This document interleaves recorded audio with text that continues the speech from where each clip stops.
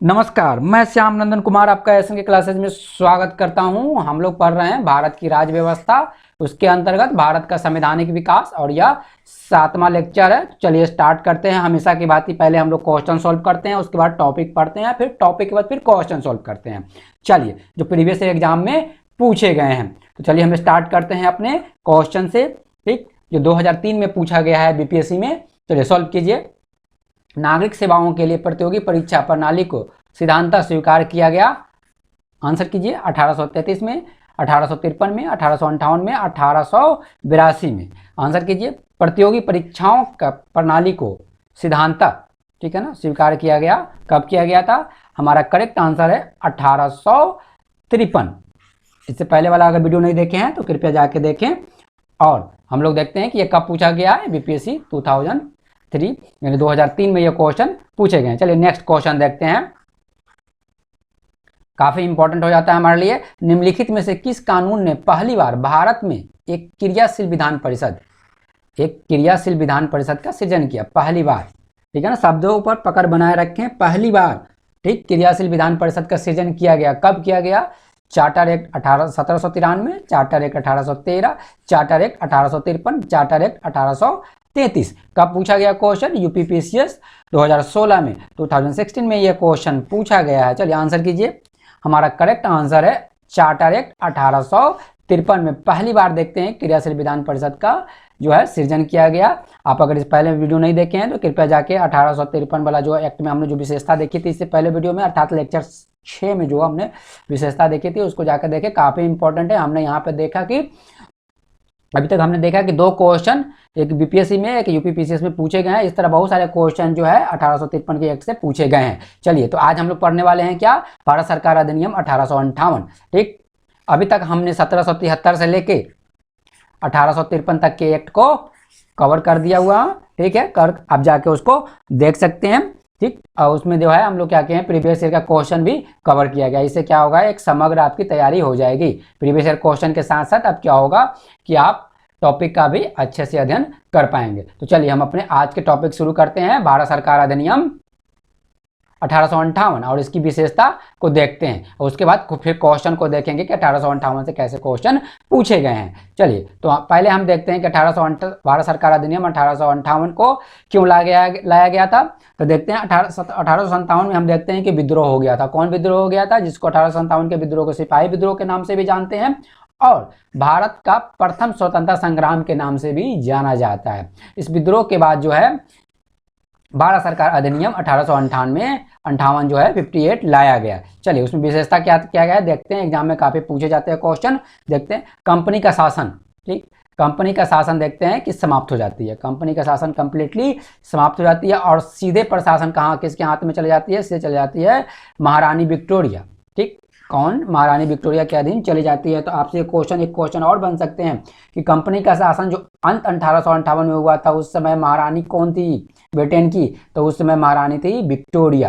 पहला क्वेश्चन ये बन सकता है। दूसरा क्वेश्चन आपसे ये पूछा जा सकता है कि कब जो है कंपनी का शासन संपूर्णतः खत्म हो गया था? वो खत्म हो गया था 1858 में। ठीक है ना, 1858 के सरकार जो अधिनियम आया था उसके अधिनियम के अंतर्गत खत्म हो गया था। चलिए देखते हैं दूसरा सबसे इंपॉर्टेंट चीज, बोर्ड ऑफ डायरेक्टर और बोर्ड ऑफ कंट्रोल भी समाप्त। ठीक, board of director, board of control की स्थापना हमने देखा था कब हुआ था? पिट्स इंडिया एक्ट के अंतर्गत हमने देखा था। पिट्स इंडिया एक्ट कब आए थे? 1784। अगर वीडियो नहीं देखे हैं तो इससे पहले वाले जाके वीडियो को आप देख लें अच्छी तरह से। एक अच्छी तरह से कहानी की तरफ में आपको समझ में आ जाएगी पूरी एक्ट को। तो पिट्स इंडिया एक्ट में के अंतर्गत हमने क्या देखा था कि बोर्ड ऑफ डायरेक्टर तो हमने देखा था 1773 से ही वर्क कर रहे हैं। ठीक, पहले से जब से कंपनी की स्थापना हुई तब से ही बोर्ड ऑफ डायरेक्टर जो है वर्क कर रहे हैं। ठीक है ना, कब तक कंपनी की स्थापना हुई थी? अप्रॉक्स 1600 के आसपास में हम देखते हैं कि ईस्ट इंडिया कंपनी की स्थापना हुई थी। उसी समय से बोर्ड ऑफ डायरेक्टर क्या होते थे? ये कंपनी को मैनेजिंग डायरेक्टर होते थे जिसमें 24 मेंबर होते थे। ठीक ठीक, वो जो मैं क्या करते थे, कंपनी की जितनी भी एक्टिविटी है उसको क्या करते थे? कंट्रोल करते थे और कंपनी के व्यापार को प्रमोट करने के लिए बनाया गया था किसको? Board of director. Board of director में 24 मेंबर थे। ये रहते कहाँ थे? ये इंग्लैंड में ही रहते थे। ठीक, बोर्ड ऑफ कंट्रोल की स्थापना हुई थी पिट्स इंडिया एक्ट के अंतर्गत, अर्थात 1784 के अंतर्गत इनको जो है बोर्ड ऑफ कंट्रोल की स्थापना क्यों की गई थी? कंपनी पे जो है ना कंट्रोल करने के लिए स्थापना की गई थी। इसमें कितने मेंबर थे? इसमें 6 मेंबर थे।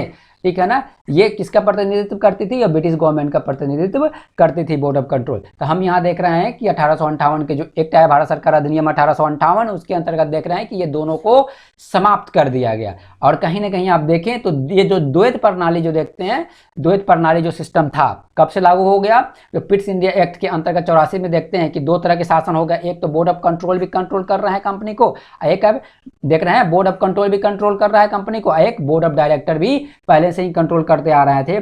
तो इस तरह हम देखते हैं कि 1784 में, ठीक है ना, द्वैत शासन का आरंभ हो जाता है। ठीक, आपसे पूछा जा सकता है कि द्वैत शासन का आरंभ सबसे पहले कब देखने को मिलता है, तो यह मिलता है पिट्स इंडिया एक्ट के अंतर्गत, ठीक है ना, उस एक्ट के बाद देखने को मिलता था। तो यहाँ क्या देखा हमने कि board of director, board of control की जो है जितनी भी एक्टिविटी थी उसको समाप्त करके इसके जितने भी पावर थे वह जो है भारत सचिव को दे दिया गया। देखेंगे भारत सचिव कब आए, ठीक है ना, तो इनको दे दिया गया। अर्थात अब दो तरह से कर सकते हैं, एक तो board of director, board of control समाप्त हुए ही हुए, और इस तरह इनकी तरह जो इनके द्वारा जो द्वैत शासन प्रणाली थी वो भी समाप्त हो गई यहाँ पे। ठीक, तो हमने दूसरे को भी समझा पॉइंट को। चलिए अब देखते हैं इनके स्थान पर board of director, board of control अगर समाप्त हो गए तो वहाँ की एक्टिविटी जो प्रशासन थी उसको कौन कंट्रोल करेगा। ठीक, तो अब यहाँ पे गृह सरकार की स्थापना की गई। आपसे क्वेश्चन बन सकता है कि गृह सरकार की स्थापना सबसे पहले कब की गई थी, तो 1858 के एक्ट के अंतर्गत गृह सरकार की स्थापना की गई थी, ठीक है ना। ये होता क्या था, गृह सरकार की स्थापना जी है ना, एक तरह का समझिए कि एक मंत्रालय की स्थापना कर दिया गया। कहाँ, ब्रिटेन में कर दिया गया। हमने देखा कि board of control, board of director ये भी कहाँ होते थे, ये भी वो ब्रिटेन में ही होते थे। वहीं से ही क्या करते थे, कंपनी की जितनी एक्टिविटी है उसको रेगुलेट करते थे। तो अब तो board of control, board of director खत्म हो गए, अब उसकी जगह जो जितने भी उनके पावर थे उसको लेगा कौन, तो एक गृह सरकार की स्थापना की गई। ठीक, और गृह सरकार एक जस्ट लाइक जैसे मंत्रालय की तरह वर्क करते थे। इस मंत्रालय में कौन होते थे, इस मंत्रालय में होते थे एक नए पद की स्थापना की गई, भारत सचिव, और उनके लिए 15 सदस्यीय परिषद की स्थापना की गई। ये दोनों मिलके क्या करते थे, board of control, board of director की जितनी भी एक्टिविटी थी अब इनके अंतर्गत आ गई, ठीक है ना, भारत सचिव और 15 सदस्यीय परिषद। और ये किसके अंतर्गत आ गए, ये आ गए गृह सरकार के अंतर्गत आ गए, अर्थात एक तरह के मंत्रालय को बना दिया गया। आप सिंपल भाषा में समझाएं, board of control, board of director समाप्त, ओके।